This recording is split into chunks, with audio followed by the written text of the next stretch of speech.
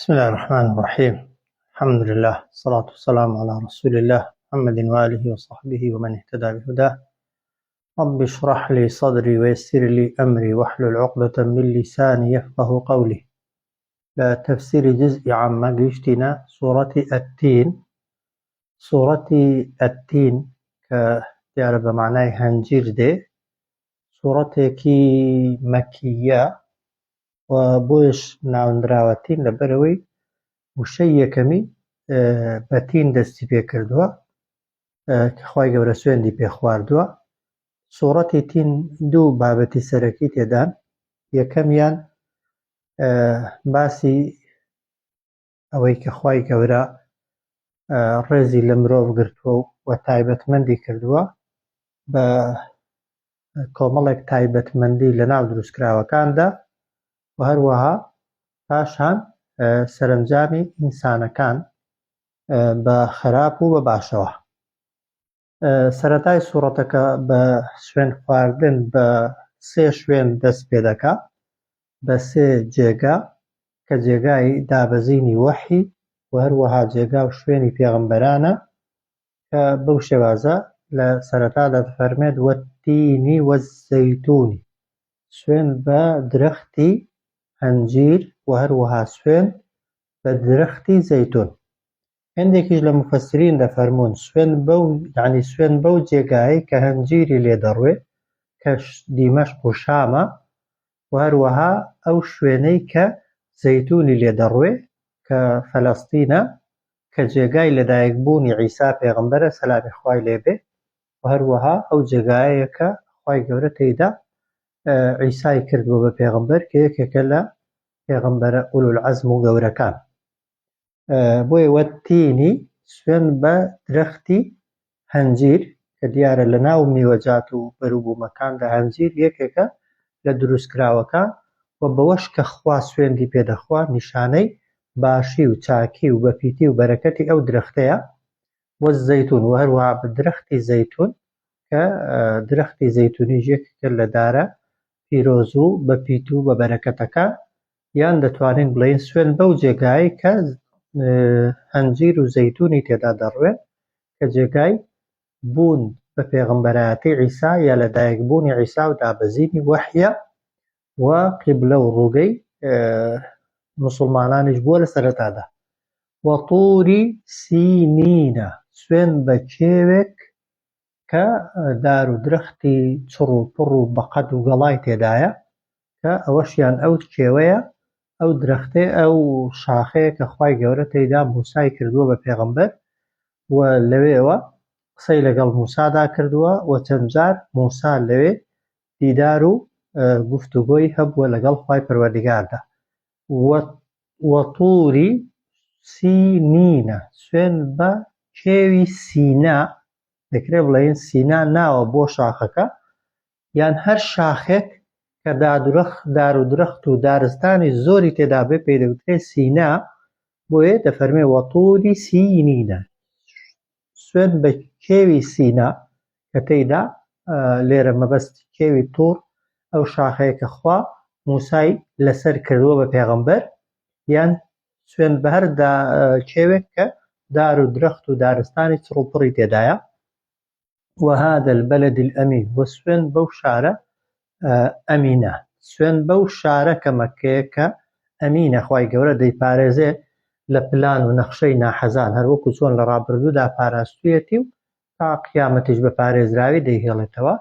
یان دەکرێت بڵێین سوێن بەو شارە کە ئەمینە، یعنی هەر کەسێک بچێتە ناوی ئەمین دەبێت، هەر کەسێک بچێتە ناوی پارێزراو دەبێت، هیچ کەس ناتوانێت دەستدرێژی بکات لەسەرێ، چونکە ماڵێکە لای هەموو ئینسانەکان حورمەت و ڕێزی بۆ دانراوە کە خوا سێ جار سوێندی خواردووە بە چوار شت، بە زەیتون و بە هەنجیر کە ئەوە جێگای پێغەمبەرایەتی عیسایە، و بە کێوی سینا کە شوێنی بوون بە پێغەمبەربوونی موسایە و دابەزینی وەحیە بۆی، و هەروەها بە شاری مەککە کە شوێنی لەدایکبوونی پێغەمبەرە صلی الله عليه وسلم، و هەروەها ئەو جێگایەشە کە قورئانی تێدا هاتۆتە خوارێ. ئەوانە سوێندن ئەی جوابی سوێندەکەی چییە؟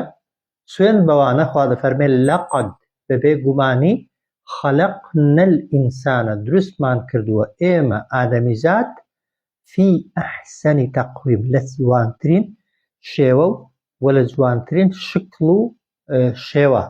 مرۆڤ هەم شکڵی جوانە کە بەقیتی ڕادەوەستێ ئەندامەکانی هەر یەکەی بە شێوەیەکی زۆر جوان لە شوێنی خۆی دانراون و هەروەها لە ڕووی معنەویشەوە زانست و زانیاریەکی هەیە کە دروستکراوەکانی نیانە تێگەیشتن و لێکدانەوەی هەیە بۆ شتەکان عەقڵ و بیرکردنەوەی هەیە نوتقی هەیە و کۆمەڵێک ئاداب و هەڵسوکەوتی هەنە مرۆڤ کە هیچ دروستکراوێکی دیکە نینی. خوای گەورە سوێند دەخوا بەوانە کە دەفەرمێ لەقەد بێگومان خەلەقنا ئێمە دروستمان کردووە ئەلئینسانە هەرچی ئادەمیزاد و مرۆڤ هەیە بە باش و خەراپەوە فی ئەحسەنی تەقویم لە جوانترین شێوە و لە جوانترین شکڵدا.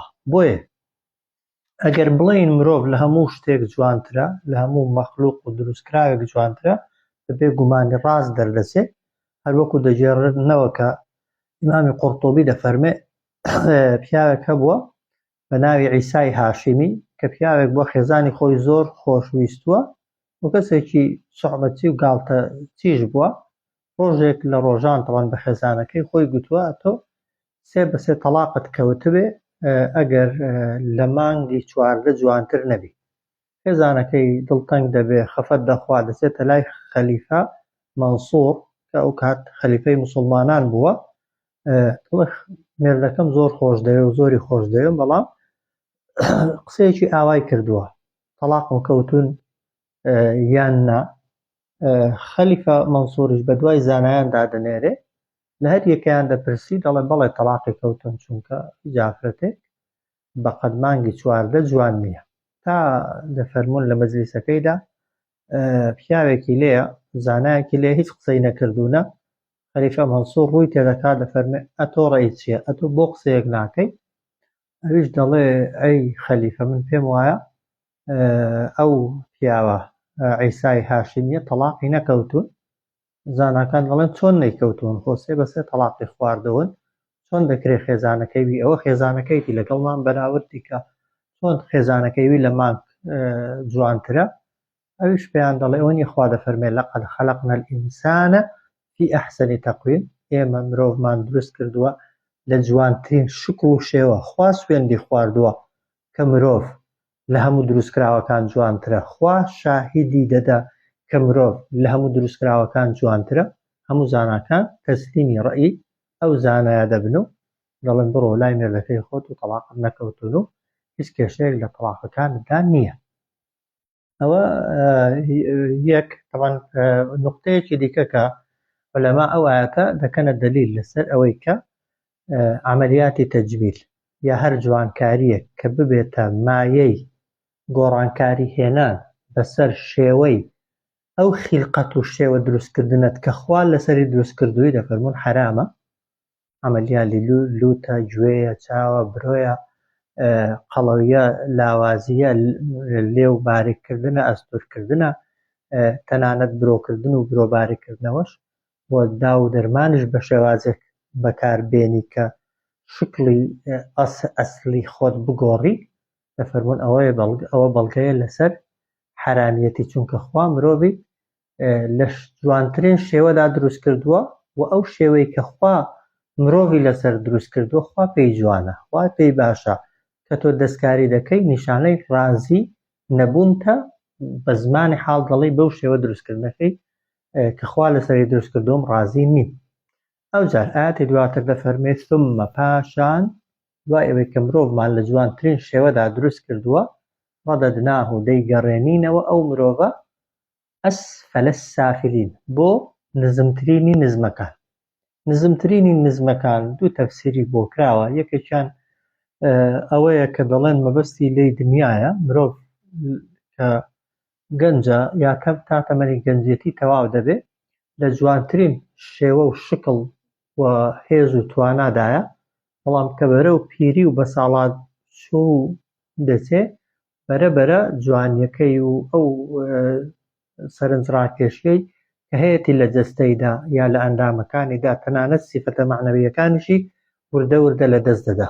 لە ئاخری داوای لێدە چاوت نابینێ، گوێت نابیستێ، دم و چاوێکی گەش لیچ و لەوانەیە پوچ ببێ، جەستەیەکی جوان لەوانەیە کەس ببێ، شتێکی قیت و ڕاز لەوانەیە بچەمێتەوە و هەروەها لەوانەیە ئەوەی دەتزانی هەموو لەبیر چوو بێتەوە، عەقڵت لەوانەیە لەدەست بدەی ئەگەر زۆر بمێنیەوە.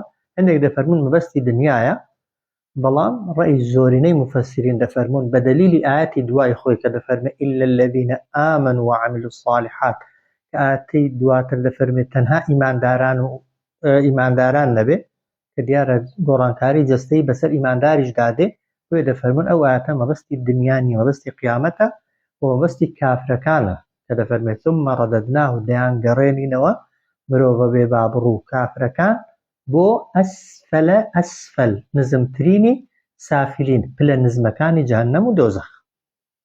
إلا الذين تەنها ئەو کەسانە نەبێت، تەنها ئەو کەسانە ناچنە دۆزەخ پلە نزمەکانی دۆزەخ کە ئامن و کە باوەڕیان هێناوە بە ڕوکنەکانی ئیمان، عەقیدە و باوەڕیان سەلامەتە، وعملوا الصالحات و ئەنجامیان داوە هەرچی کاری چاکە هەیە بە پێی توانای خۆیان، کە دیارە ئیمان بەش ناکرێ ئینسان ئیمانی هەبێ و نەبێ، ئەرکانەکانی ئیمان هەمووت دەبێت لە ناختدا چەسپی و بن و بە زمان ئاعترافت پێکرد بن و بە پێی تواناش دەبێت شوێنەواری ئیمانەکەی بەکردەوەکانتەوە دیار بێت، ئەو جار پارێزراو دەبین لە جەهەنەم و لە پلە خوارەکانی دۆزەخ.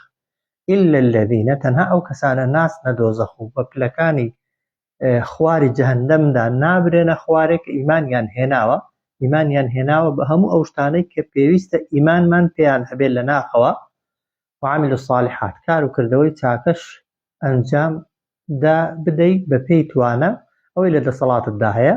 ئەگەر وات کرد خوا دەفەرمێ فەلەهم بۆیان ئامادەکراوە لە جیاتی جەهەنەم ئەجڕون پاداشتێک غەیڕ مەمنون، کە هیچ کات ئەو پاداشتە کۆتایی نایەت و نابڕێتەوە، کە مەبەستی بەهەشتە، کە بەهەشت نە بۆ خۆی کۆتایی پێدێ، نە ئەو نیعمەتانەشی کە لە ناویدانە هیچ کات کۆتاییان پێدێ. إلا الذين تەنها ئەو کەسانە نەبێ کە ئامن و باوەڕیان هێناوە وعملوا الصالحات و ئەنجامیان داوە هەرچی کاری چاکە هەیە بە پێی توانە، فەلەهم بۆیان هەیە ئەجڕون پاداشتێک غەیڕ مەمنون، کە نەبراوێ و کۆتایی نایە.